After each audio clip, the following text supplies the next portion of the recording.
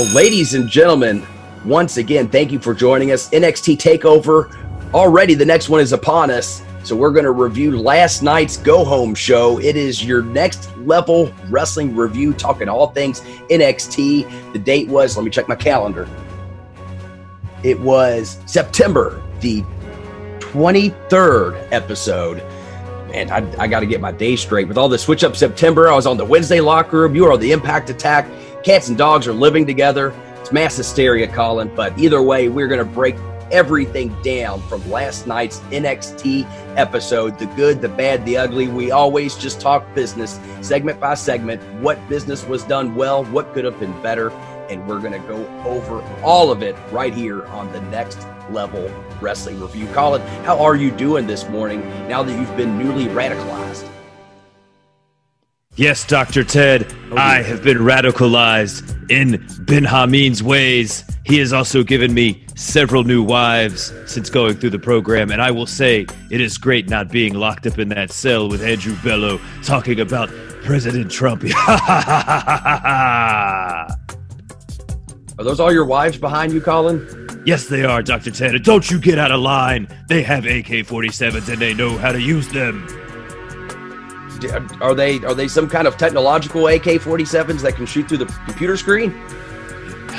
I do not disclose the type of weaponry we have here at Hameen Media. Oh, shit. All right, well, Colin, this is a new side of you I didn't expect to see, and not gonna lie, I'm kind of taken aback here, but do you feel... should be infidel.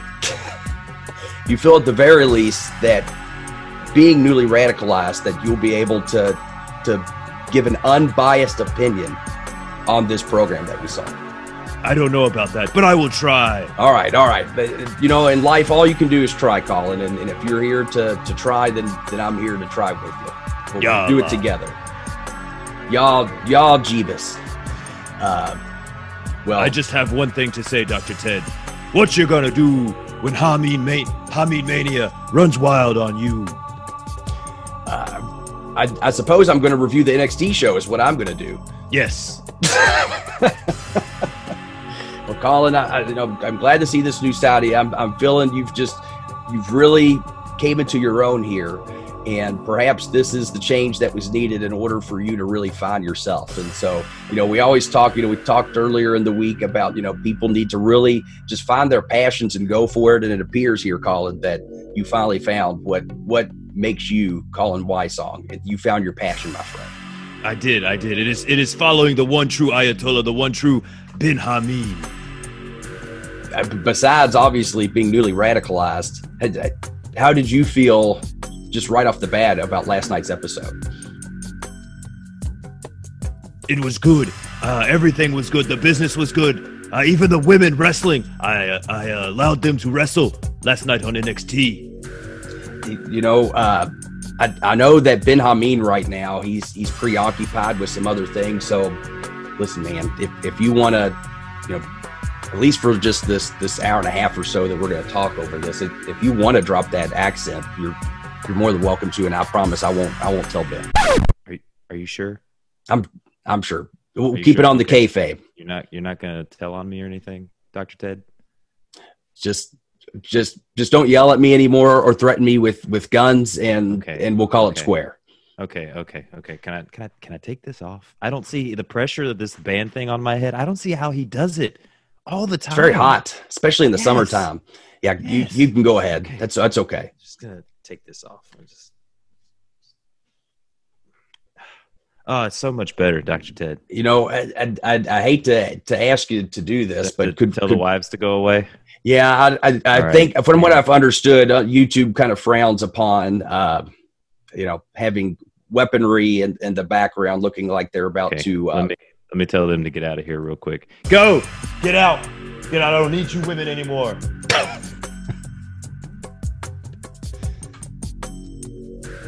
Hang on, they're slowly filing out. Okay, they're dispersing. Well, I know you have that small space, and there's a lot of them. But understandable. Okay, I think they're gone now, Ted. All right, I think they're gone now. I feel a lot better now. If anything, I feel a lot more like I can be a lot more open. I think with them standing behind you there, I was feeling like Yeah, it's scary. They're crazy. I just have one wife, and that's difficult enough for me. I can't imagine having a multitude of them. So good luck to you on that, my friend. Well, thank you, sir. Thank you. It's a new balance in my life that I'm trying to handle here on the Next Level Wrestling Review with you, Dr. Ted, only on hackerhameen.podbean.com. I'm excited to be here today, Ted. Newly radicalized in the faith of Ben Hameen, in the ways of Ben Hameen, and we're gonna have a great show today. Like it's lifted my spirits. I feel like a whole new man, Dr. Ted, and you know, as long as you don't tell him I took the gimmick off, we should. No, we'll keep that on the down low, on the DL, if you will. That works. Absolutely. How have you been since the last that we talked? I know I was on the Impact Attack. You were on the Wednesday locker room. Man, that had to be painful. Sitting there, having to watch Raw, and then do a show with Andrew Bello. It was literally the first time I've sat down. And granted, I ended up watching just clips because I didn't quite get through the entire Raw, just because I'm not used to watching 3-hour wrestling shows. But at least I had a chance to cut up a little bit with Billy Ray and Andrew. What I was told them as, you know, they have way too much fun over there, and I had to see what all the hype was about. But it was interesting going back and watching Raw. And I have to say, you know, doing this show and then going and watching Raw, as much as I hate to say it, NXT, I feel like, puts on a better show, man, honestly. And I think part of it is just in the simplicity of it and the fact that they hold true to, for the most part, to the stories they're trying to tell, and they play it out and give viewers context or reason to be able to tune in week and week out to see what's going to happen as these stories develop. And when I watched Raw as a new viewer, essentially, I felt very confused. And as I've elaborated on before, there's a difference between intrigue and confusion. And when the viewer's confused as to why things are going on, unfortunately, it's not a good thing. It's hard to build, emotional context for confusion. You know, when I'm confused, it doesn't make me say, well, I'm really confused. I want to keep being more confused, so I'm going to keep watching. Instead, it's more like, you know, I'm not following this. You know what I mean? Yeah. And it's a shame because there was bits and pieces that were good that we got into, but just on a whole, it was hard to follow as a quote unquote new viewer, or someone that hadn't watched for a long time. And so, and that's where, you know, as we do on this show, I try not to just shit on everything or just criticize everything. I try to at least give rationale and reason and opportunity for change. And I think really the opportunity for change there is to give viewers more context over what is going on, have people understand the why of what you're doing and not just what. And I feel like, unfortunately, they're throwing a lot of stuff against the wall, trying to see what sticks. And that's the word, what.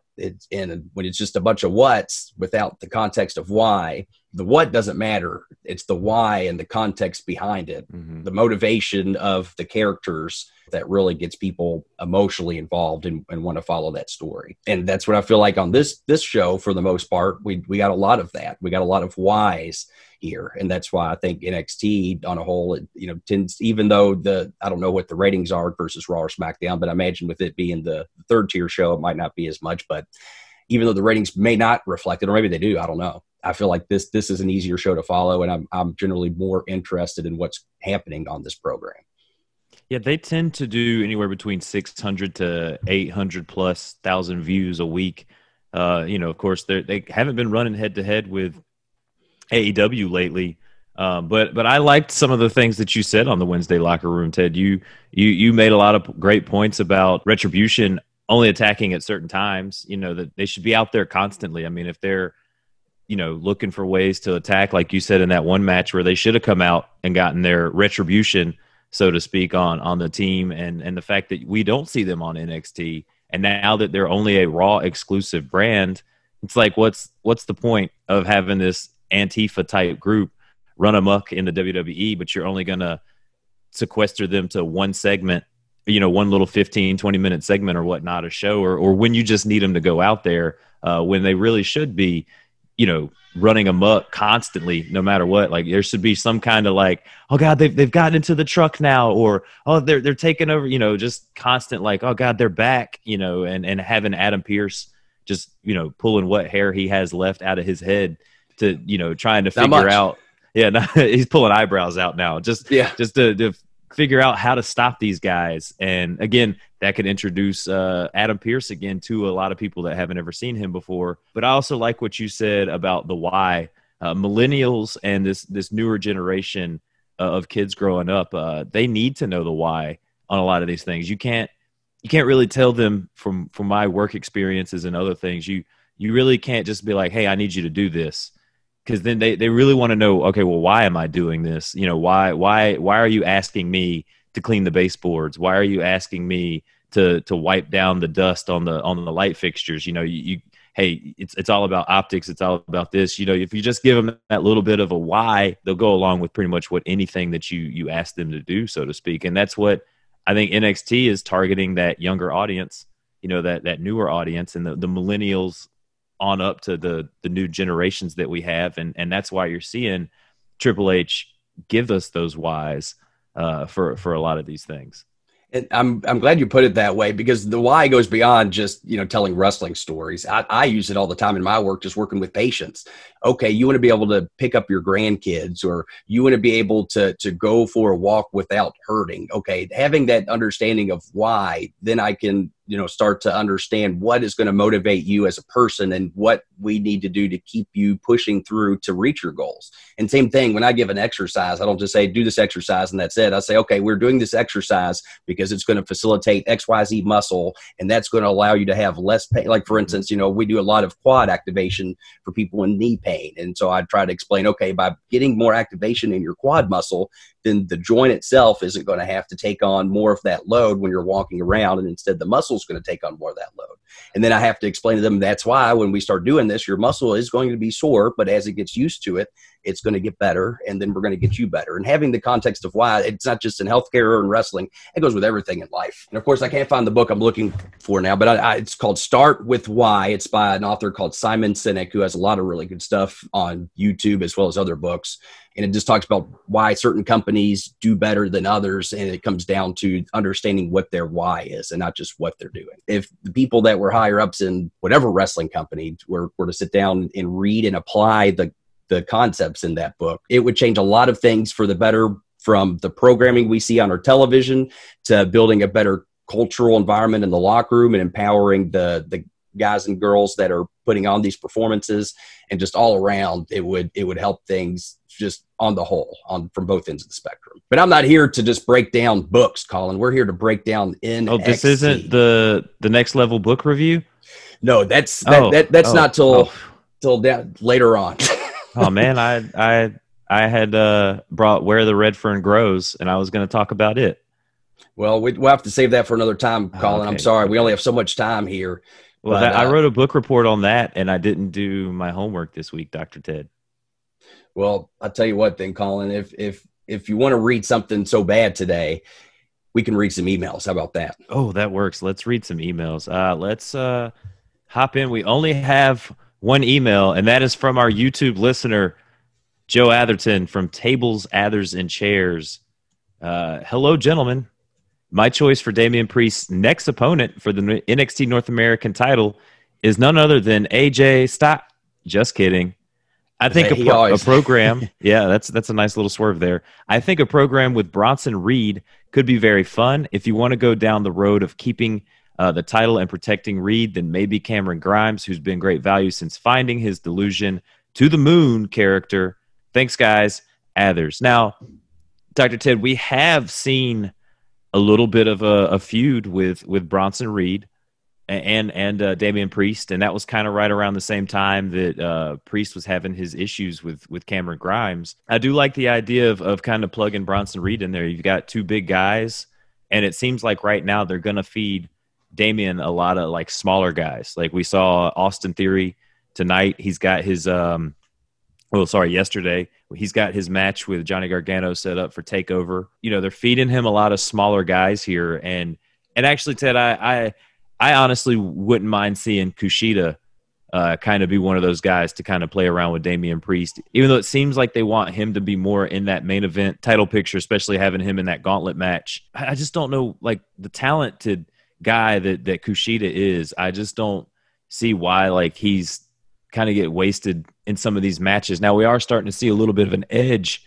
form with Kushida, and I think that would be, if you get that killer instinct, this edge that's forming on Kushida, and you have him go against Damian Priest, I think that could be a pretty neat little program. I don't know, as we saw tonight, you know, they're trying to have this cool, confident, like, you know, he's almost like Damian the Rock Priest, and kind of how he's got this cool confidence about himself. I mean, he even hit on the backstage interviewer, you know, hey, I'll see you later at the after party. I had alluded to before, it felt like when they put Damian Priest in there with Thatcher last week that they were putting Thatcher kind of in the babyface situation. But seeing what happened on this program, I've kind of started to realize or think that perhaps instead they're really more trying to make Damian Priest almost like a cool babyface that kind of like you said, The Rock. He acts almost like a heel, but he's put in situations that, in the context of which he's really more of the baby face, obviously facing Austin Theory tonight and then going on to face Johnny Gargano, another heel at the pay-per-view. You know, it makes me wonder if they are going that way. And in part, I'm not completely against it. I think he would make a great heel, but I also know he can't help himself in the ring with doing a lot of the flashy things, which I've kind of criticized him for, as far as, you know, it's hard to get heat as a heel and work your size appropriately when you're doing a lot of, you know, big flashy moves off the ropes. But that being said, in that context, as a babyface, potentially that could work. And so, not that I'm against him finding a reason to face Bronson Reed or Kushida, especially since, you know, as kind of the quote unquote cool babyface, it would still work. And if anything, it opens him up to more possibilities of different feuds to have. But I can't help but feel like they're almost putting him in a babyface role. And so to that end, only because I would really, as a babyface, you want to put them in more situations to help get them over. I would want to see him in more programs with people that have heat. Like, I feel Johnny Gargano is getting some heat, and we'll get into the match tonight. Austin Theory, I think, can be a good heel. It seems like most of his heat, though, is you know, perhaps for what he's doing outside the ring rather than inside the ring. And so I think that was a big reason why this match tonight I didn't think was as effective as it could have been. And I don't think that's any fault to the guys in the ring. It was an uphill battle. I don't think Damian Priest has done enough as a baby face to really get over as a face. And I don't think in this match tonight, Austin Theory has done enough as a heel on this program to really establish heat. And so you kind of had a heel that really didn't have a lot of heat and a baby face that really hasn't been established as, you know, as an over baby face yet. And that's was, you know, it's hard to build emotional context with that, as hard as those guys worked. Because I think technically it was sound. And again, we'll get more into it, but the emotional context wasn't quite there for it. But it will be interesting to see where they go with it going along. I think they need to pick one or the other, because there's nothing worse than apathy or not knowing whether to cheer someone or to hate them. You definitely want to build one or the other. So I hope they continue to pick a direction. If they are going to put him against more heels and want to build him up as a baby face, that they keep going that direction, at least for a while. And then once he gets over, then we can see him more playing around with other baby faces. And I feel like that'll be more effective, and it would be better for him to go that route. That's the fun thing about this, is you can go so many directions, I think, with this North American title. And that's, I think, what they're trying to do here. I mean, we're seeing the precipice or the precomings or whatever of precomings. Yeah, no, that well, no, that's another that's another show. No, that's a big Ray show. As we get into this first match that we saw tonight, and who won that match, they're setting up there with her shot.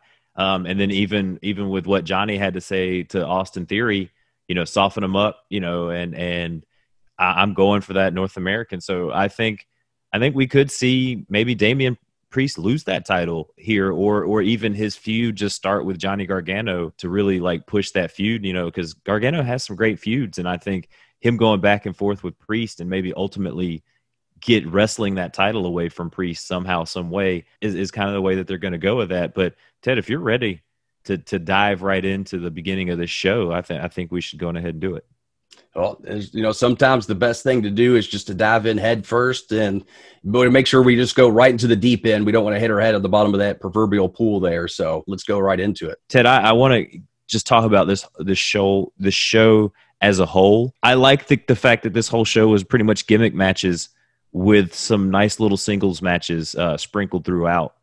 We started the show with the Battle Royale. We ended the show with the Gauntlet, and in between we had, from the mind of Sherlock Dango, the whatever tag match that was a great tag match. I enjoyed that whole premise of opposite teams, but if they win, then they have to wrestle each other for a shot for the number one contenders. I mean, and that whole segment was just fun, but we'll get to that in a little bit. Yeah. The first thing off the bat I did notice too is where was the crowd on this show? There wasn't a crowd, but they had the noise piped in. And I noticed that as I was listening to it on headphones, and you could really hear like the fake crowd noise where, you'd get some people booing when bad things were going on, and you'd get some cheers.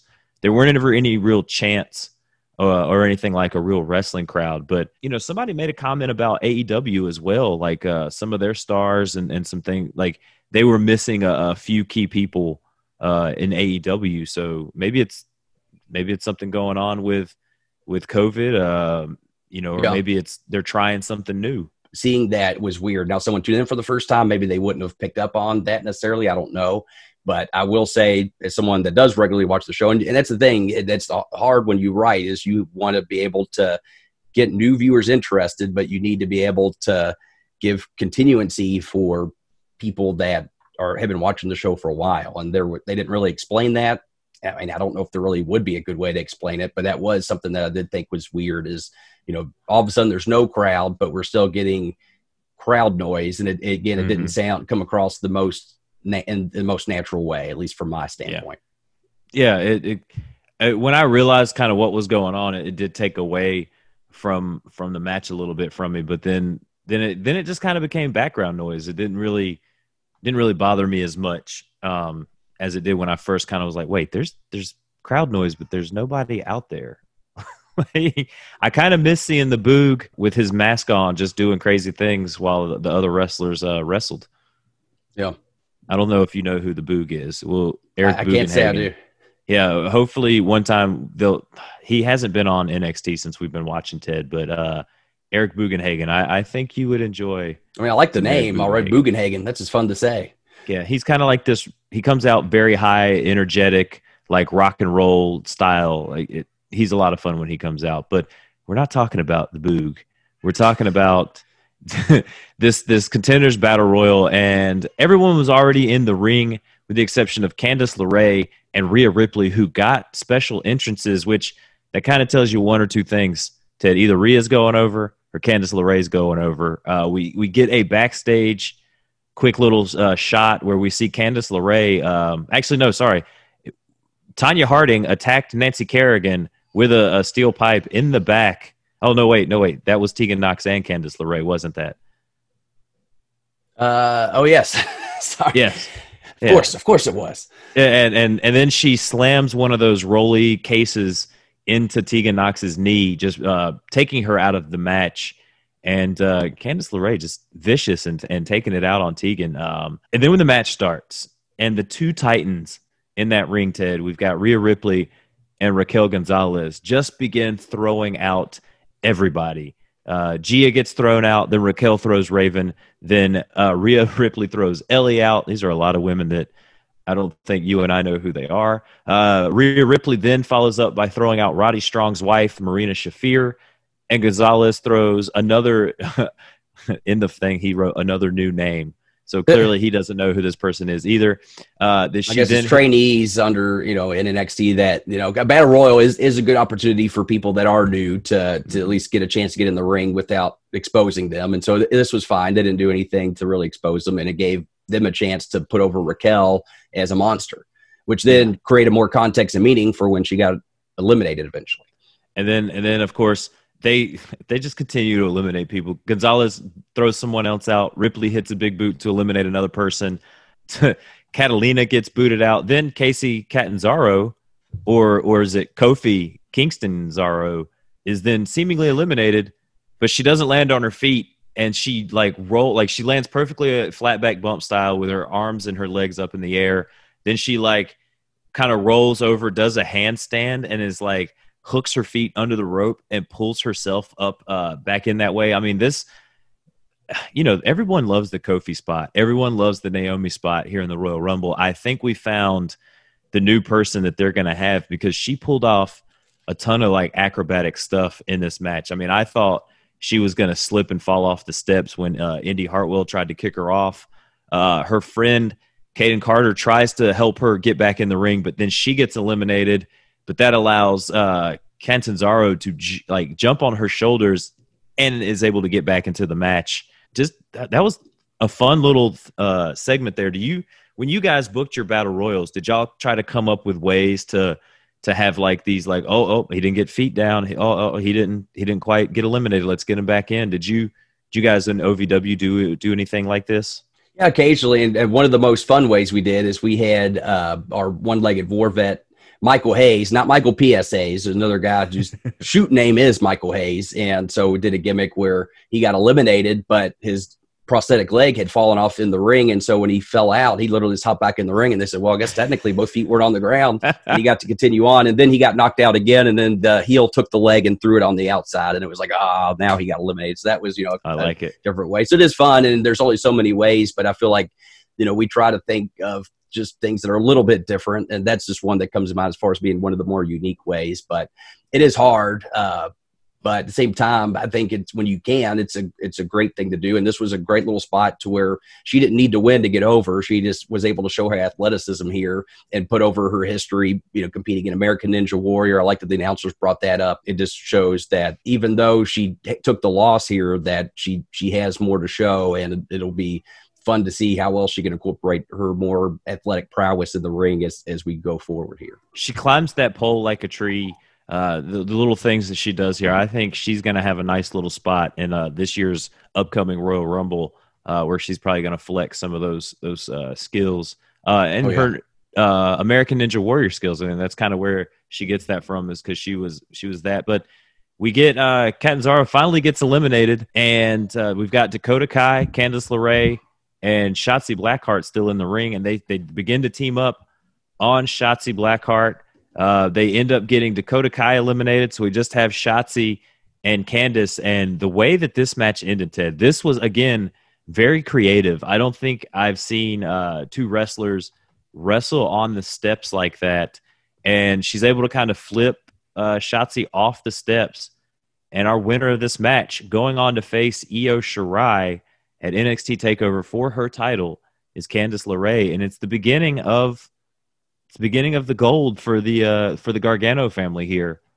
It's their quest, man. And I think they're going to do it, Ted. It seems like they are setting it up for sure. I think Candice LeRae is going to be able to overcome Io Shirai here. Now, for you, with this match, and I know it's a battle royal, was business done here in this match? Absolutely. As a matter of fact, I think multiple pieces of business is done. And it's good when you can do that, because battle royals can sometimes be difficult because there's so many people in the ring. But if you can plan out a well-paced battle royal where certain spots happen at certain times, then you can create it's similar to a Royal Rumble or later on a gauntlet. You can create little situations that can continue on beyond the Rumble and besides just who wins the match. Like, for instance, we saw with Raquel eliminating people, and Rhea Ripley's prowess in the ring and her power as well. They've alluded to that in the past, and this was another excuse to allude to a future confrontation between those two. And not to mention, again, with Casey Catanzaro showing her athleticism and what that can mean for them. I meant to bring this up at the top of the show, Ted. I would be terrible if I forgot this. So our homework last week was book Rhea Ripley or book Mercedes Martinez after their cage match. And there was one thing that we didn't catch, and I was complaining about this on Twitter, Dr. Ted, because I feel like this just continues with the WWE's bad business, and it falls here in NXT. Shortly after the night 2, after the cage match, we got a WWE.com exclusive of the Robert Stone brand cutting all ties with Mercedes Martinez, which leads to her becoming a member of Retribution. Like, nobody even saw any of this coming, the way that they just kind of cut off Mercedes Martinez the way they did in NXT. But I also feel like that, even he was upset about Mercedes Martinez and Retribution. But it seems like with this match, they're setting up, I know. He is excited. They're setting up Rhea Ripley versus Raquel as those two big, like, Titan women in the division here at NXT. And so maybe they needed something else for Mercedes Martinez to do, and because they were going to kind of plug Raquel into that spot that was probably, previously promised or thought of for Mercedes Martinez. I don't want to say anything's promised because this is wrestling. Right, yeah, nothing's promised. They're cutting throats. They're cutting throats all over the place back there in the back. And I tell people that all the time. Like when I was helping run OVW, some of the talent would get so bad. They're like, "Well, Al said you all were working towards this." It's like, yeah, we were, and a lot of times it was the talent themselves didn't do the business they needed to in the match, and so we went a different direction with it. And so they're like, but you said no. It comes down to, and that's the way it should be booked. You have the performance, you see how the crowd responds or how it plays out in the ring, and based on that, do we either keep heading the direction we had in mind, or and sometimes it works out even better. Sometimes we get an even better idea. You see a talent perform a certain way, like, ooh, this is an even better idea, and then we switch it up. You know what I mean? And so that's where nothing is promised, and it should really be week to week based upon the performances that we see in the ring, and that should be how it's booked, essentially. Oh, yeah. So after this Battle Royale, we go to the back where Damian Priest, again, we kind of touched on this. He's talking about his match with Austin Theory tonight in that cool and confident manner, and then he of course asks the young lady backstage if he's gonna see her later at the after party. That was kind of funny, and then we also see, and I think this works because because as smarmy as he comes across. One of the things, again, I not to keep harping on Al, but Al Snow would say, and this is true, what are you doing as a baby face to make people want to live vicariously through you and make they say, man, I wish I could be that guy. And, who wants to be the cool guy that just hit on chicks and, carry around titles and wear sunglasses and just be a general badass.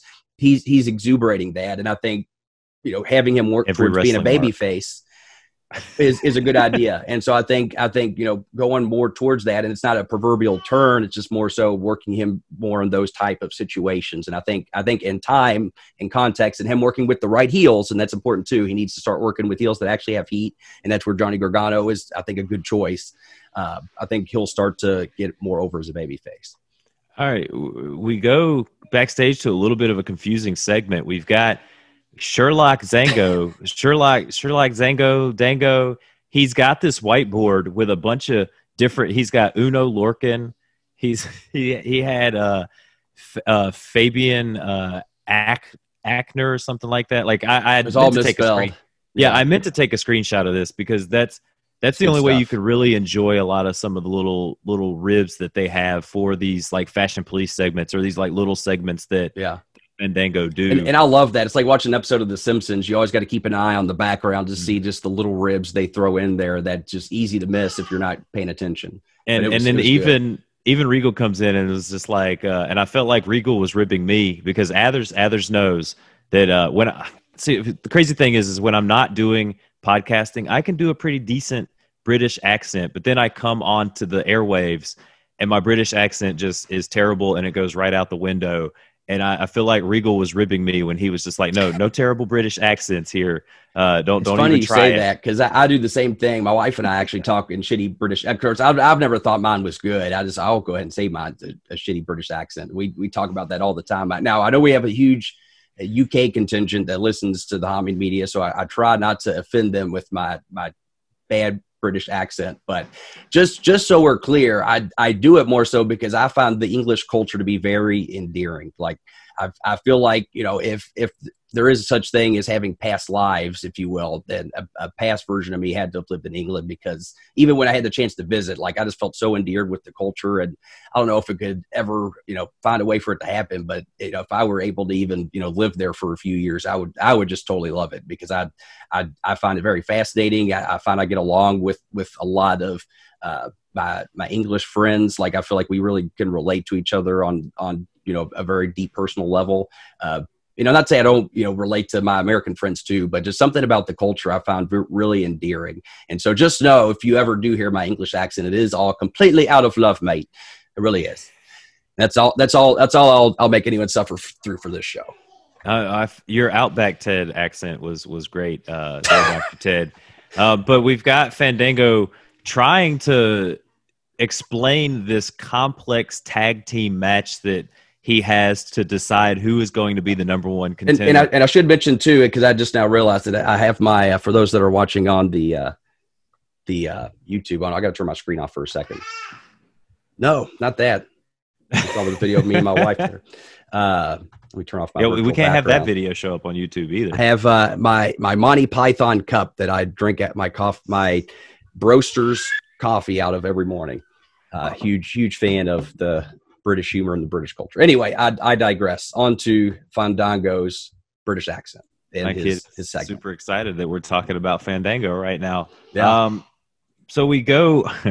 We're done backstage. I mean, he calls Legado del Fantasma Los Gatos, which is great. But we're gonna get Roddy Strong paired up with Danny Burch, and we're gonna get Raul Mendoza paired up with Fabian Aichner later on in the evening to determine who is going to which teams are going to wrestle each other for that number one contenders match. That was the fun little concept, a fun little match later on. But we go right back to the ring, Dr. Ted, with Tommaso Ciampa and Jake Atlas. And you know, I mentioned last week that I kind of like this little edge that they're trying to put on Jake Atlas. And when his music hit, he came out with a reason. You know, he came out with like a little bit of a fire and really got some offense going on Tommaso Ciampa. But what was the first thing they did? I got to stop you here. They came out with good fire. And they locked up. If you tried to end my career, Colin, and then I had an opportunity to face you one-on-one, let me tell you, the first thing, I'd tell you what I wouldn't do. The first thing is a traditional collar and elbow lockup. I'd be trying to punch you, kick you, or go after you. That was the thing I thought. You know, he came out with good fire, but I think that was a mistake. In that Jake Atlas, and I know, you know, he's not known as being a striker necessarily, but I think that was what he needed to do, is come out and start taking it to Tommaso. Because again, it comes down to, you know, what you're trying to make the viewers believe, that Jake Atlas really hates Tommaso for trying to take him out. And then you start with a collar and elbow lockup. As aggressive as it was, I think that was the wrong choice here. He needed to come out swinging for the fences on Tommaso, personally. Now, I'd be wrong. It was still aggressive, but I did think that was the wrong start for this match.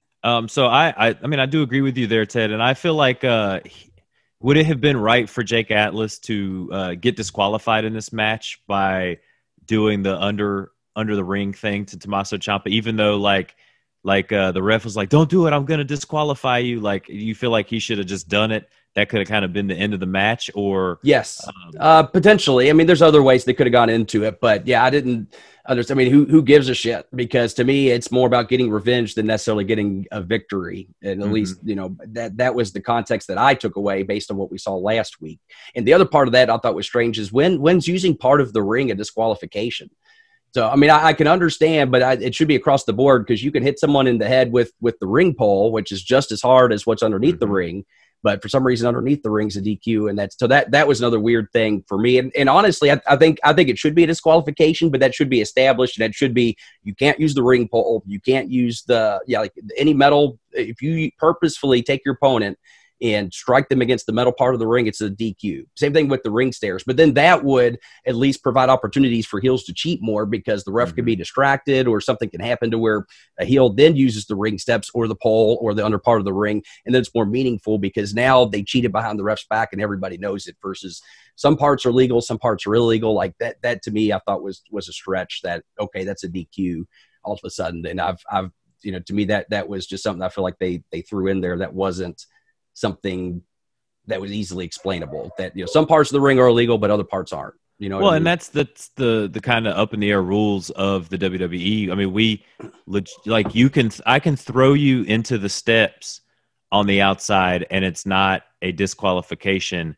But if I were to grab the steps and hit you with them, then that's a disqualification. Now, so, and that's where I think something that you could explain it easily, because we had a rule in OVW some people hated, and it wasn't enforced as consistently as I would have liked. But we had the over-the-top rule, where if you threw an opponent purposefully over the top, it was disqualification. But we always tried to explain, but if momentum causes you to go over the top rope, then that's not a disqualification. That's the referee's discretion on if it's momentum or not. And so that's where something like that, momentum caused him to hit that part of the ring, versus he purposely threw his opponent into that part of the ring. You know what I mean? And that context, as long as you stay consistent with it, can be utilized to help build great heat and moments of heat in matches. But if it's inconsistent, then it's, again, it goes back to, then it's confusing for the viewer, because it's like, okay, sometimes that's a disqualification and sometimes it's not. You know what I mean? So, like, again, you can hit your opponent's head on the side of a pole, but you can't hit the under part of the ring, even though they're just as hard. Like that to me as a viewer was confusing. And so not that it killed the business, but it was a moment that kind of took me out of the emotional context of the match too, because instead of thinking about, oh shit, he's about to get his revenge on Tommaso, I was like, why is the referee calling for a DQ if he does that? You know what I mean? Yeah. And you don't want that. You want that emotional context of, holy shit, he's going to get his revenge right here. So that was just, again, that's my 2 cents, and that's more of my nuanced bias take on it. But I still think for people that regularly watch, that could have been confusing. Well, Ciampa is able to overcome. He hits the Willow's Bell, goes for the pin, but pulls away. Very heelish tactic there from Tommaso Ciampa. He kind of talks a little bit of trash to Atlas, and then nails the fairy tale ending for the win. Tommaso Ciampa goes over here. Now, with some of the business that happens later on in the evening, Dr. Ted, I'm going to have a small prediction once we get towards the end of the show of what could possibly happen. So I hope this doesn't kind of mix in with your homework that we're going to have, because I feel like now with what we saw last week with Tommaso Ciampa and Kyle O'Reilly, and then what happens this evening, or what happened last night with the main event, we may see, two men's paths cross here that could really have some entertaining fights, especially with Kyle O'Reilly's like MMA background, his jiu-jitsu and striking and stuff, and with the sports entertainment, the greatest sports entertainer of all time, Tommaso Ciampa's ability and psychology in the ring, they could be for a fun little match and maybe a fun little feud. Who knows? That could be how Ciampa's able to get that number one contendership away from Kyle O'Reilly, and we get Ciampa versus Finn Balor. That would be good. Be very good. 2 pros for sure. Now we get a Ridge Holland video package. Now, again, how long have we been watching Ridge Holland? I mean, for weeks me now, right? Yes. Weeks essentially, now. Yeah. And we're just now getting this video package describing who he is, how he beat up 4 kids. He just went into this like blank rage mode, beat up 4 kids when he was a young one, talking about his rugby, which one of his like, he ran over a guy, and it like, I audibly popped me like when they showed that spot of him just like running over another guy, like almost his same size, if not just a little bit bigger. And being in rugby is where he learned to nurture that skill to hurt people. And the best place to do that is in WWE NXT. Yeah. Now, I will say, to be fair, it has been a few weeks since we've seen him, at least that I can recall, of him being on television. And so that's where I think it was, especially since it wasn't an overly long pre-packaged video, but at least provided context for the match that we saw a little bit later. It does kind of feel like they're hitting the restart button with him, because he came on the scene and then kind of disappeared. Not that he intentionally disappeared. It just seemed like they had other business going on the television show that didn't involve him, and now they're kind of bringing it back. So I thought this was okay. It kind of, for those that were new viewers, it helped to establish who he was, and for those that maybe haven't seen him for a while, just reestablish, hey, don't forget, this guy's a badass. So I thought it was fine. To your point, you don't want to necessarily be redundant. Like if they start doing this every week, a prepackaged promo for Ridge Holland and then bring him in, it's like, okay, we get it. But I thought, just considering this was, I think, at least for us, a pre-produced video for Ridge, I think the only other one we got was when he did make his debut on the main NXT roster a few weeks back. This was, I think, really his only next really big match, because I think he had that one match with Gargano, and if I remember right, he really hadn't done too much since that point, had he? So it was mostly multi-man matches that he's been in. So this was a chance to kind of reestablish him as a singles guy, and I thought it was fine. Again, should they do it every single week? No, but I thought for kind of reestablishing who he is, that this was okay. Well, we go back to the ring, Dr. Ted. We've got the Undisputed Punch versus Legado de Imperium. Roderick Strong and Danny Burch versus Fabian Aichner and Raul Mendoza. And as we stated before, the winning teams will then face each other in a tag team match to determine who is the number one contender for the title that Breezango has. Fabian Aichner and Roddy Strong kick off this match.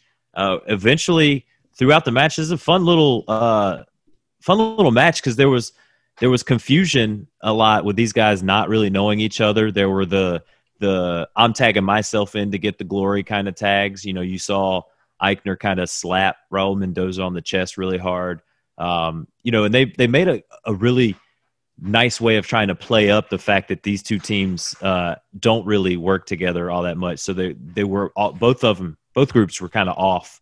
But Danny Burch and Roderick Strong are able to overcome, and they're able to win in this match. And I also liked at the beginning too, Ted, when Roddy does the undisputed thing where he slaps the ground and does the boom. Danny Burch actually got back there and did his little two up in the air to kind of like show their short time together. They've been able to at least work on their entrance, if not being able to be a tag team together here in the ring.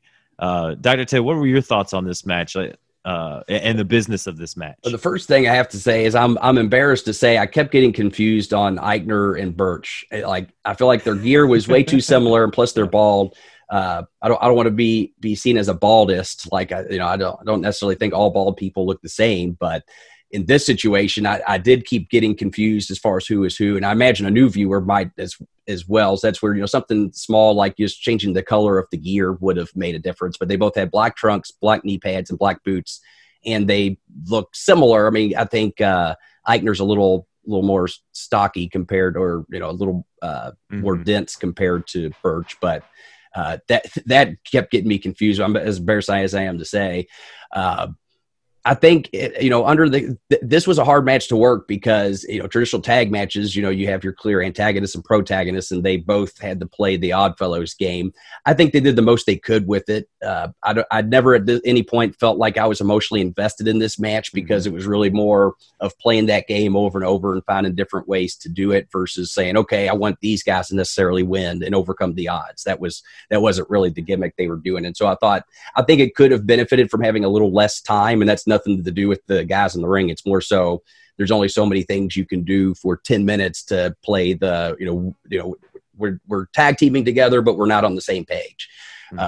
Now, that being said, I didn't think by any means it was bad. They made the most of their time for what they could. I think if it was, again, maybe just a few minutes less, it would have had more meaning. But I thought for what it was fine. It was, like I said, a difficult situation to be in. I didn't necessarily envy it for any of the guys in it, but they made it work as best they could. And at least it provided something different. And it was, again, because the quality of the wrestling was good. I think at the very least, this wasn't, even though it wasn't as emotionally investing as I think, a traditional tag match could have been, I don't think it was enough to make people tune out, so to speak.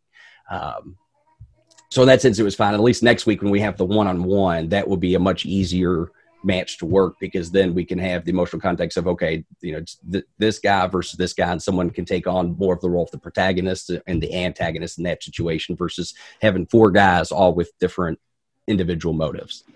Yeah. No, that's yeah. Oh man, that's.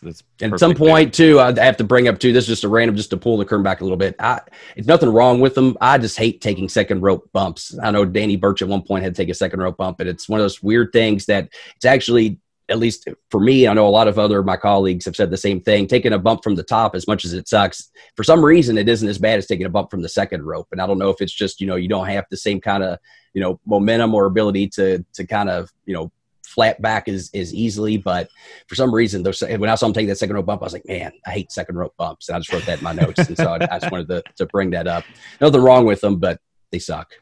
No, I haven't taken a second rope bump there, Ted. So I definitely wouldn't know about that. Yeah, I've tried to take some flat back bumps before in the jiu-jitsu gym when we had the mats and everything out, and it's still kind of hurt. And I thought I had it down pat, so I showed my friend how to break fall one time in the house in our apartment, and we were on a first floor apartment, and I landed more on my tailbone than on my back. Ooh. And the concrete flooring under the carpet. Yeah, it wasn't very. It's all about getting that surface area absorbed. Yeah, when you take a bump, well, one, I don't recommend it on concrete, but if you're using a mat, the best way to explain, not that we're here to give out just random wrestling lessons, but if anyone does have a safe way to, or a nice surface to be able to practice and you're wanting to get into wrestling, the way I always teach is pretend like someone's got a rug underneath your feet and they're sweeping out the rug quickly from underneath you. And it's like, whoa, and you just try to go flip yourself back as quick as you can. Because any kind of hesitation when you're going back, you run the risk of either like you did hitting your tailbone or hitting just the top part of your back. And the more you can flat back, the more surface area gets absorbed and the less likely you're going to get hurt taking just a traditional bump. There you go. Yeah. Little free wrestling lesson for those that are tuning in today.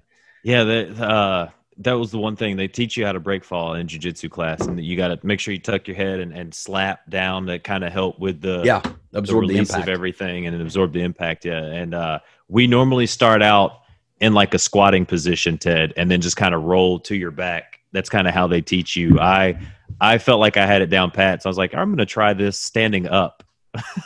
So that was me just being a little too crazy back in there. But we go backstage. We've got Austin Theory doing a little bit of SRF fitness. He's got the blue band out. Is he on that 12 or is he on that 16-week program? It's hard to say. I mean, he's looking good. So, I mean, I have to say probably the 16-week, I'd have to say. He's shredded. And he's talking to the lady backstage. I gotta learn what her name is. She's not – I'm just so used to Charlie Caruso and Kayla Braxton. I got to learn this one's name. Johnny Gargano comes in and basically tells him, hey, look, soften up Damian Priest, and I won't forget those things that you do for me. And Austin Theory just kind of still has this, like, yeah, whatever look on his face the whole entire time that Gargano's there. But so, I thought that they were going to set this up more so where Gargano was going to get involved in the match, during the match. But we go back to the ring again, Dr. Ted. We've got Damian Priest versus Austin Theory.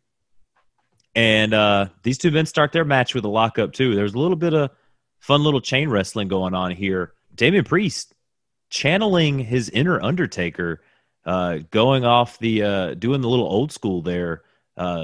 This was a fun little match between these two guys. Like, Austin Theory, if they keep ragging him, like they talk about how great he is, Dr. Ted, but then they slip in those little jabs kind of about like the thing that he did outside of the ring. It's like they're praising him. Oh man, he's got everything that he can, like, he's got it all. He's got the talent. And then there's that, but this kind of thing, or, but he's got to do better here or do better there. And it's kind of like me when I watched Impact the other night with kind of how Tommy Dreamer and Brian Myers kind of came together, and he flipped that table, and Tommy Dreamer was just like telling him to pick it up.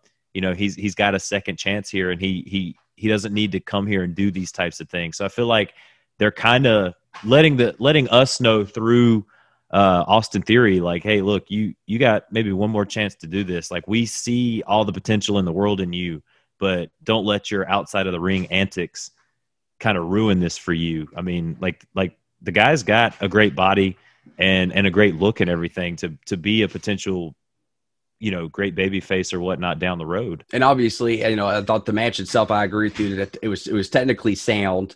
As I alluded to earlier, my only, I guess, quote unquote issue, and it's nothing to necessarily do with the guys. It's more the situations that they've been put in. Austin Theory hasn't done enough, at least on this program, to really warrant getting substantial heat yet.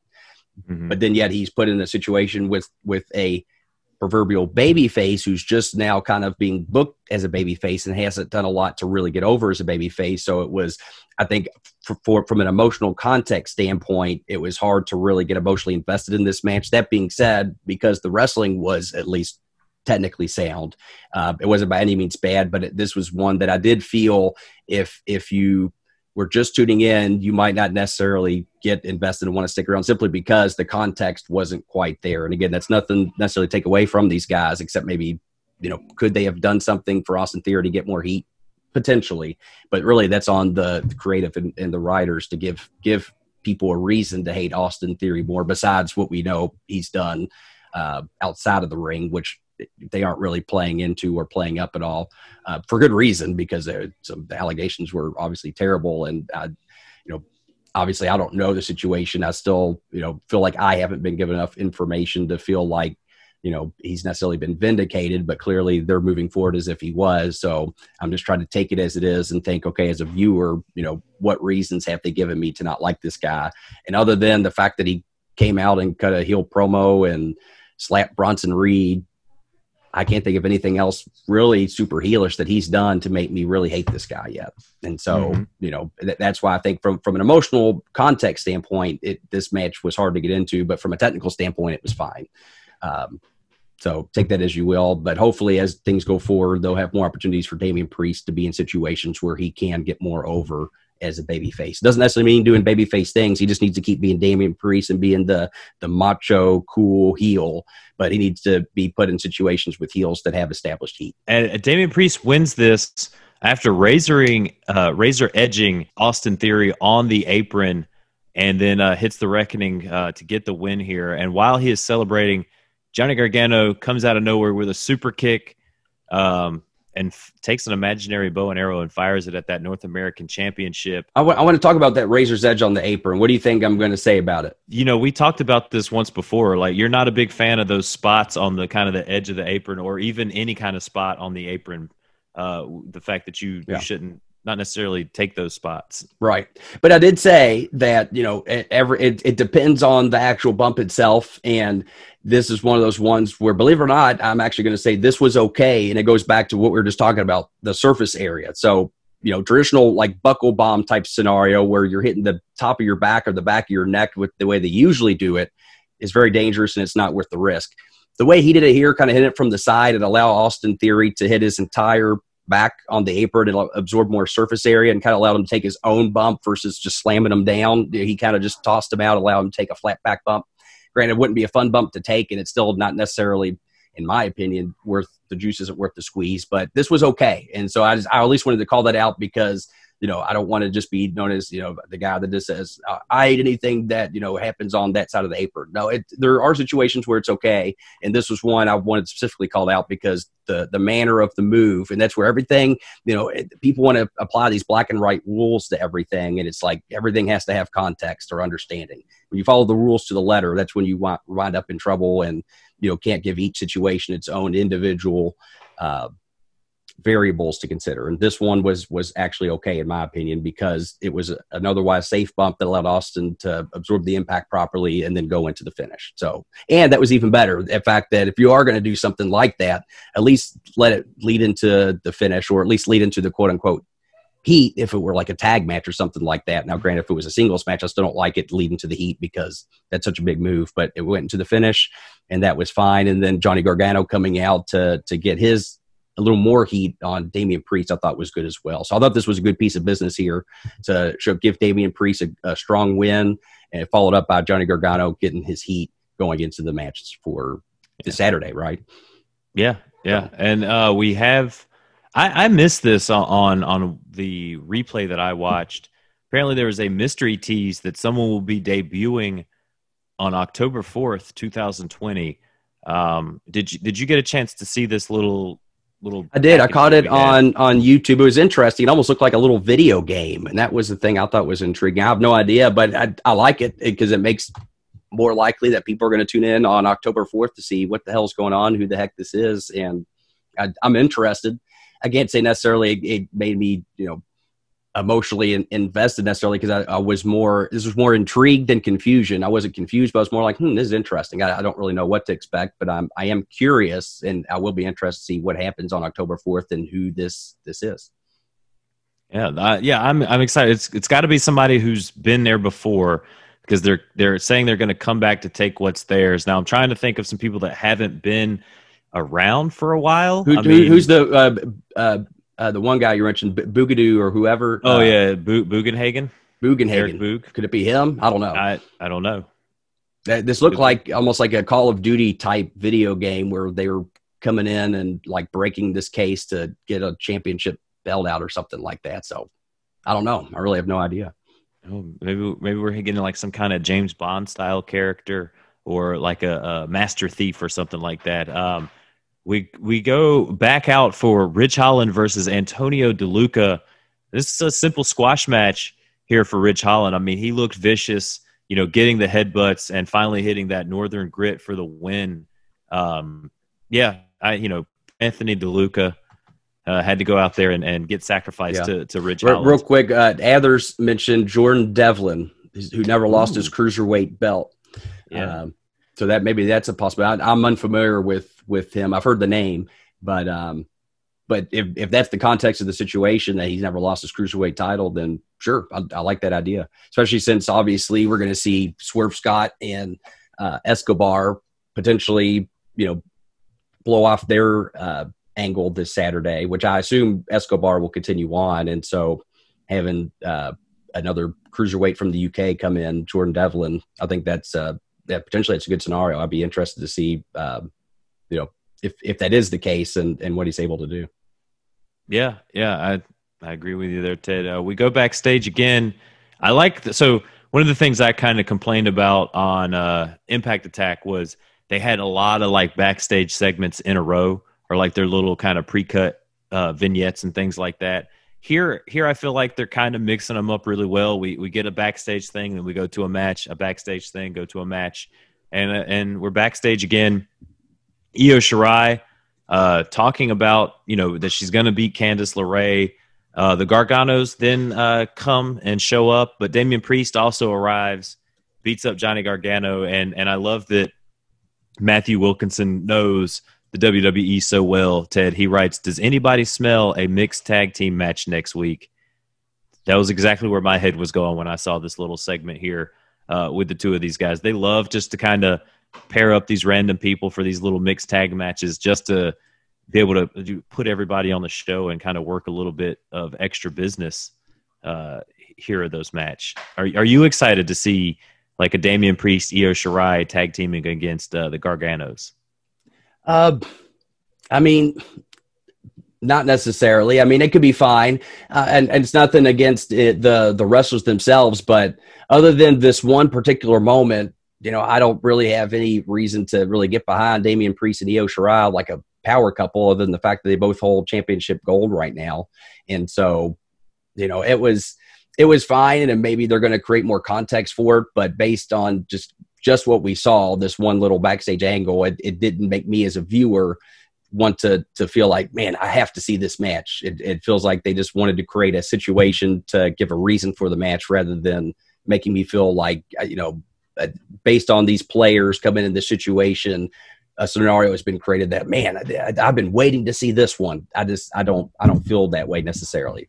Maybe they'll give me more reasons as time goes on, but right now I feel like just based on this little backstage angle, it wasn't enough. But it did make me believe, though, again, based on this, that they're trying to put Damian Priest more in that babyface position here. And maybe that was the business they're trying to serve. Maybe they figure putting him on the side of Io Shirai against the Garganos, that's going to present him more as a babyface in that scenario. Yeah, no, I agree with that there. And that's a good way to kind of present him as a babyface, as you said. And maybe even more people will kind of get those eyes on that match, especially with Io being in there. I don't know what the global draw is whenever she's kind of on TV. I don't know if a lot of the Japanese fans tend to want to tune into NXT because one of their better performers is on the show. Yeah, we go to a gauntlet eliminator match. We're at the main event. Oh no, we didn't hit the Rich Holland match. That was just the squash match. Yeah.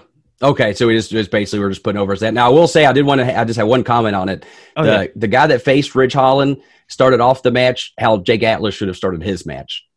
Yeah, and that he came in swinging. Now, that context it still worked because he was like, okay, this guy's clearly a monster and was trying to get the better of him. But that's just the small thing I had. I said, hey, this is how Jake Atlas should have started coming out against Tommaso. But other than that, it was just it was a squash that put over Rich Holland.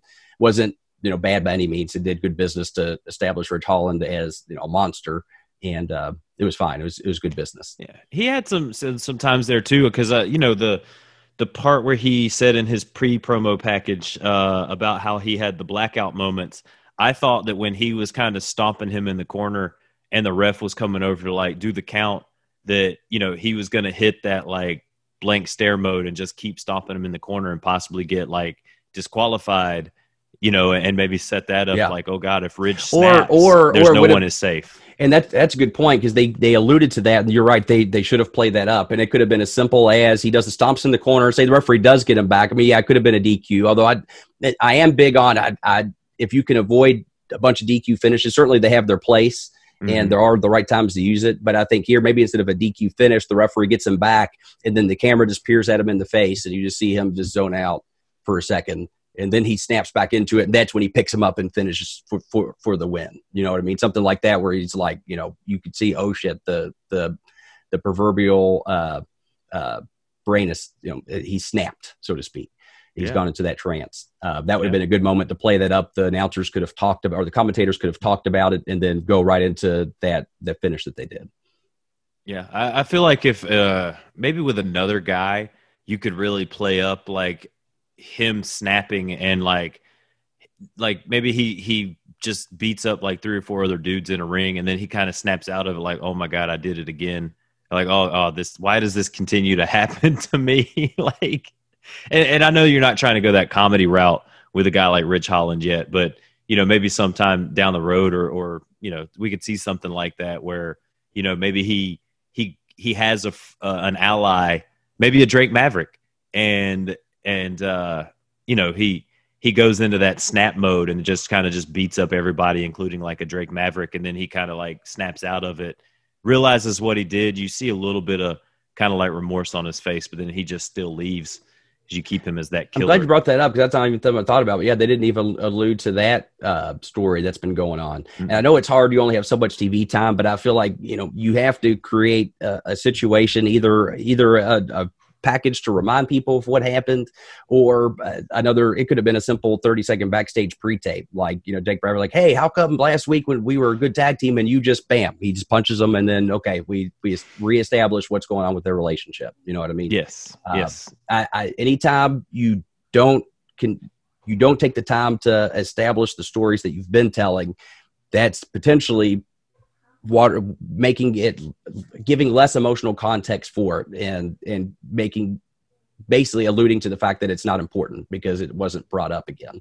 And not to mention, you remind people of this is the ongoing story. So I think, you know, either they should have done a post-produced package to show what happened, or to have just a short 30-second pre-tape to reestablish that Drake Maverick wants to be Killian Dain's buddy or tag team partner, and Killian Dain just wants to knock his head off.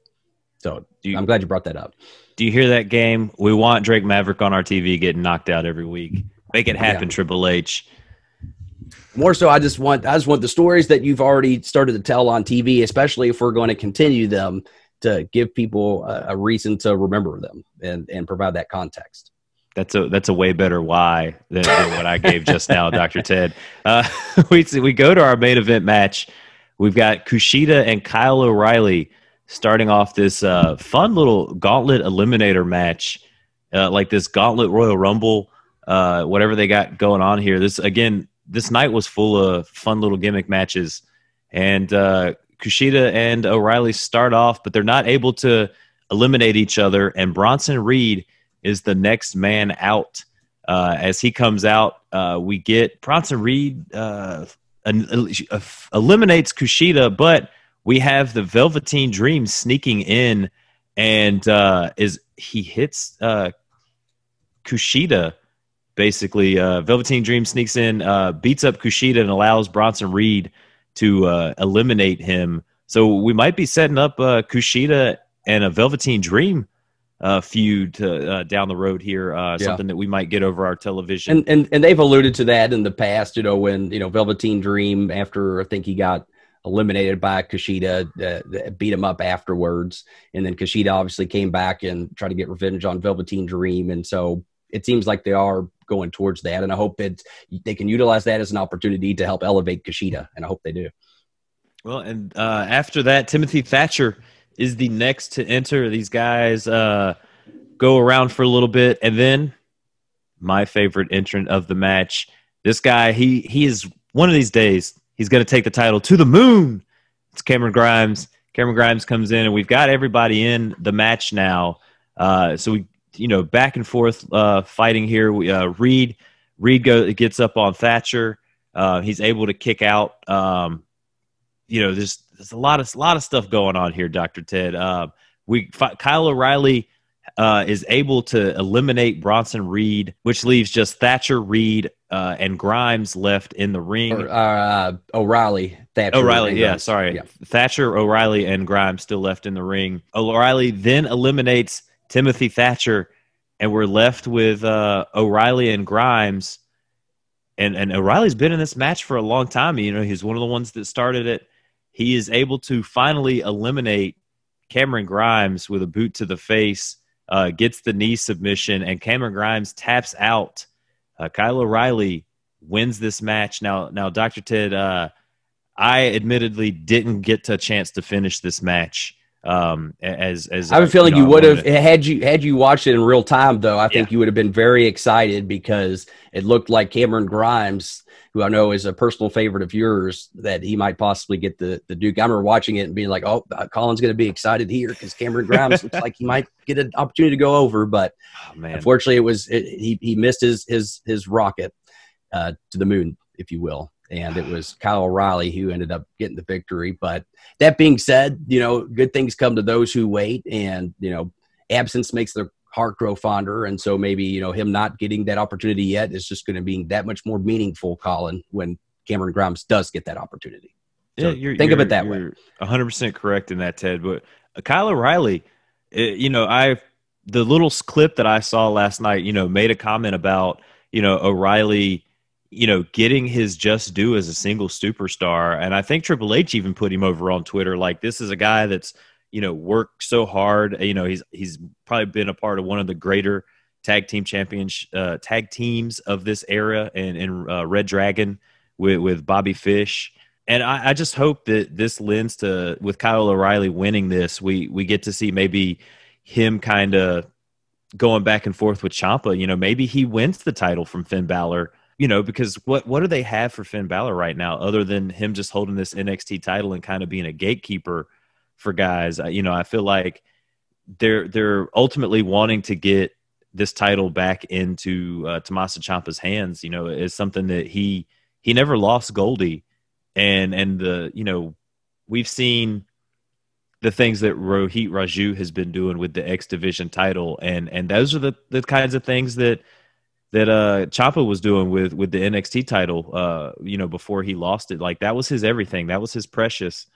It's interesting you say that, because I didn't even think about, because I didn't have that context. I wasn't watching NXT when he was the champion, but they have already kind of teased a situation between O'Reilly and Tommaso just last week or the week before, when Tommaso attacked Jake Atlas in the parking lot, and it was Kyle O'Reilly, of all people, who stopped Tommaso from "Hey, man, it's a parking lot. Hey, man, we're just here to park. If you're not here to park, you got to leave, bro." You don't have validated pass, bro. You can't be back here.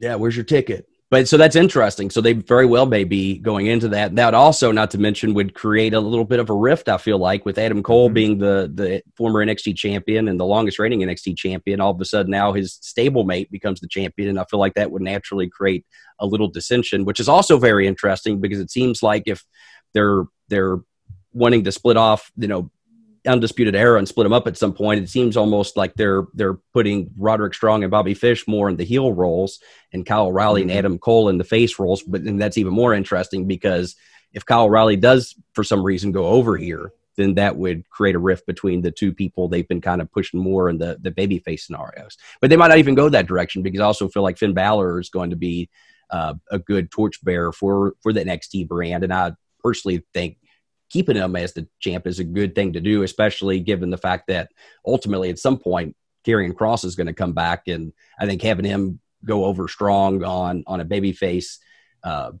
champion is what's going to help to really reestablish his being just a brute and being just such a powerful entity in the ring. Personally, I would have Finn Balor to have a lot of good, strong victories as champ and show he's really, he's the guy. He can beat anyone, anywhere. Maybe even give Tommaso that opportunity to get his Goldie back in that situation too, and have Finn Balor go over. Only for, and I don't know if people would like this or not, but I still think it's a great way to establish reestablish Karrion Kross as a star. So you have Finn Balor have these really, good beat down, drawn out matches. And then finally when Karrion Kross comes back on the scene, like a Brock Lesnar Goldberg situation, less than a minute, he kills him. And it's like, whoa, holy shit. You know what I mean? I think that would be a good way to really establish Karrion Kross as a force. And so that's why I personally, playing out the long game, would keep the belt on Balor, especially since he has that name recognition as well. But that being said, the scenario they're setting up with not Bobby Fish, with Kyle O'Reilly, that's an interesting twist too. So I wouldn't necessarily fault them if they did decide to have Finn Balor just be basically the transitional champion here. But then again, if that was the case, then part of me also feels like, well, why didn't they just create a situation where, well, I guess it wouldn't have made sense for them to put Kyle O'Reilly in that fatal four-way, though, because really it was about people that have had established histories with that championship, and he wouldn't necessarily fall in that category. So I ended up changing my own mind for myself as I was talking it through. So that could also work. It will be interesting which way to go with it. Personally, if it were me, I think playing the long game with Finn Balor is going to do the better business for when Karrion Kross returns, but I wouldn't necessarily hate on it if they did decide to pull the trigger on Kyle O'Reilly, because I think that creates its own other set of circumstances that could be interesting to play out.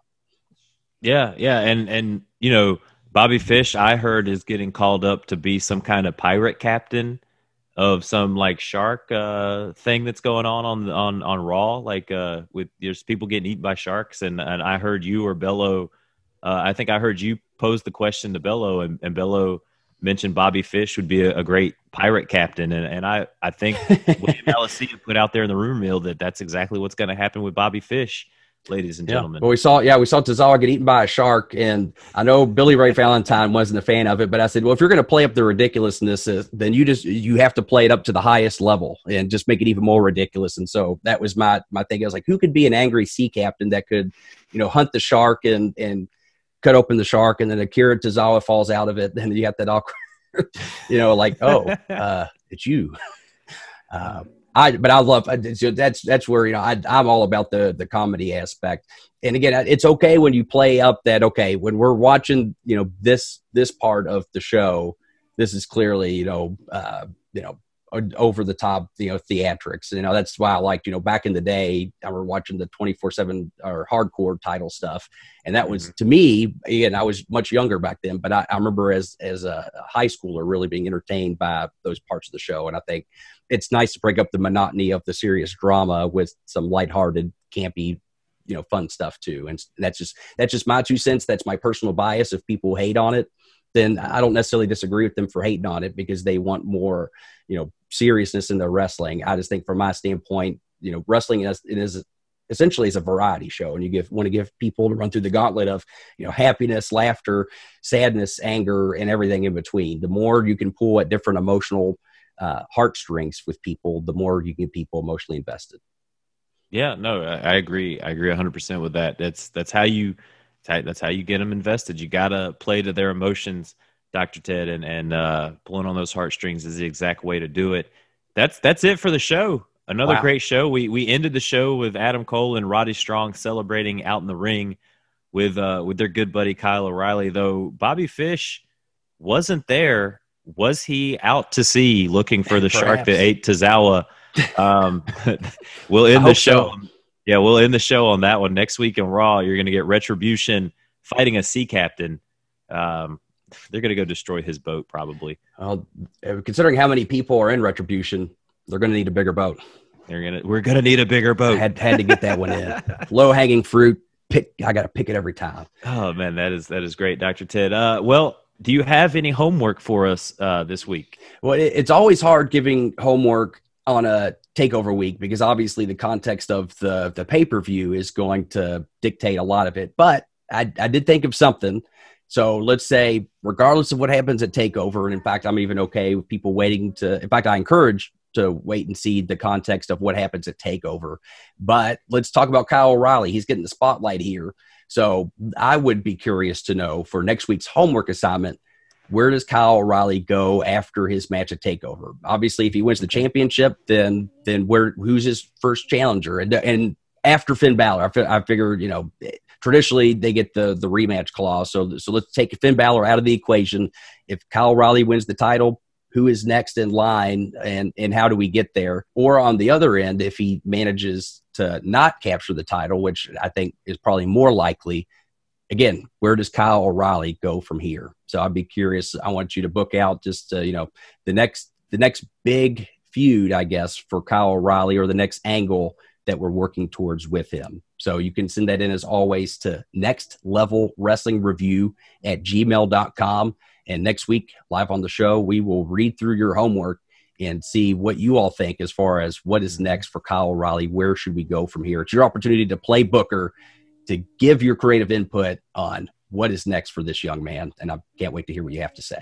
Well, part of me wants to give you my answer now, because I feel like it's going to happen in TakeOver. I feel like Heather says if he wins, he's going to Disneyland.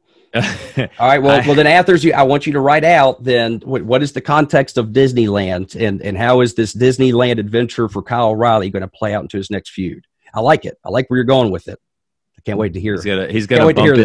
He's gonna bump into Goofy, and Goofy and Kyle O'Reilly are gonna end up squaring off at Disneyland, and we're gonna see the Undisputed Era versus the Mickey Mouse Club at NXT Takeover 31 or 32, whichever one comes next. That'd be fantastic. So for my little bit of a preview on what I was going to choose for the homework, I'm going to say that he does lose, Dr. Ted. I'm turning in my homework early today.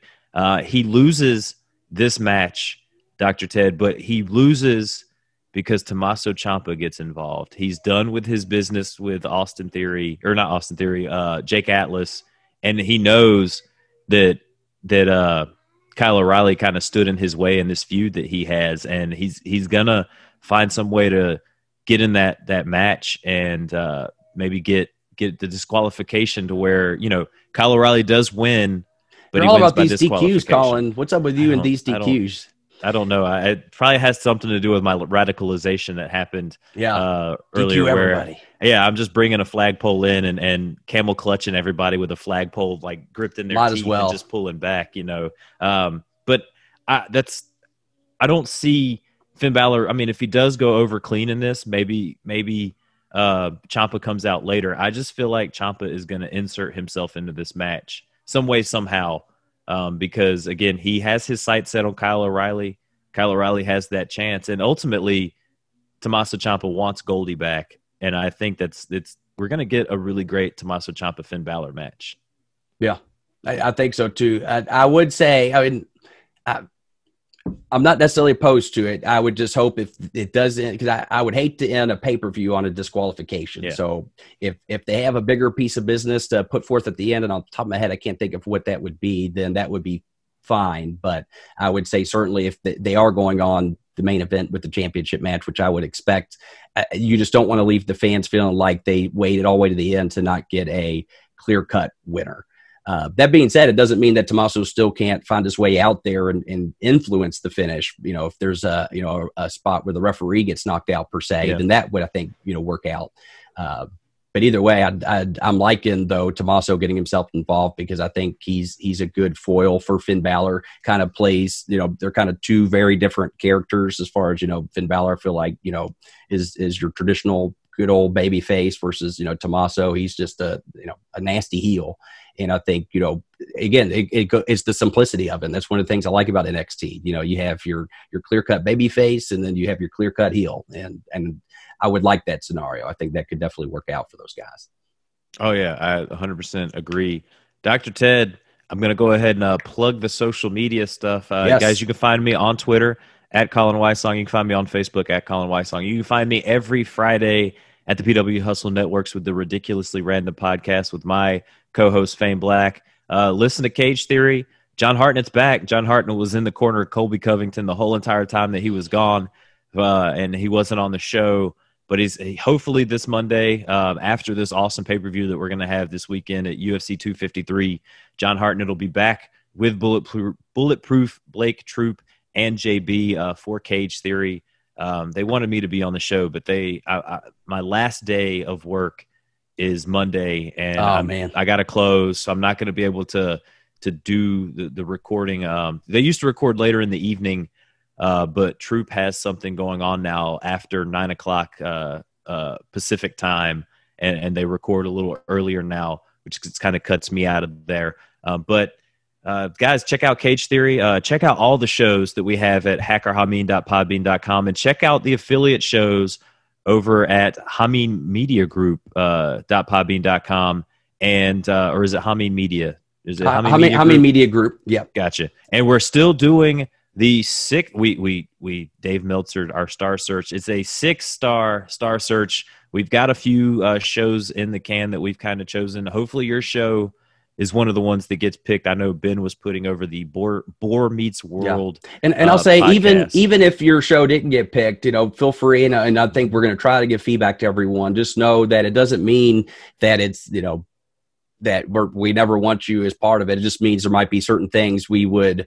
want to help enhance your show or make it, more in line with what we're looking for. So we're always glad, because we're always looking to help everybody grow. So, please, if you didn't make the final cut, don't feel like it's anything personal. In fact, we would love to be able to do what we can to help you enhance your show and present it better, so that way in the future that there's still the opportunity to be presented as an affiliate show.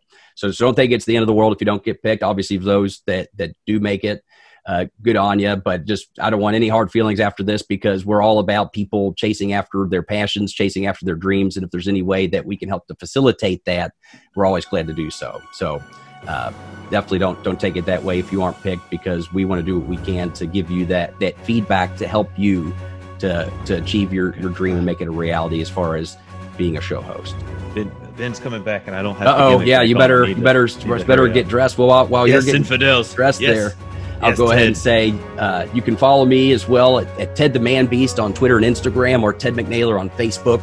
You can find me there. And of course, if you need to reach out to me for any injury or rehab needs, or just if you're a wrestler wanting some character work or just creative writing ideas for you, you can reach out to me at bookthedoctor@gmail.com, and I'll be glad to set up a time to work with you on those things. Yalla, Ted. Thank you for listening to the Next Level Wrestling Review. This has been Radicalized Colin for Dr. Ted. Yalla. We'll see you next week. Good God.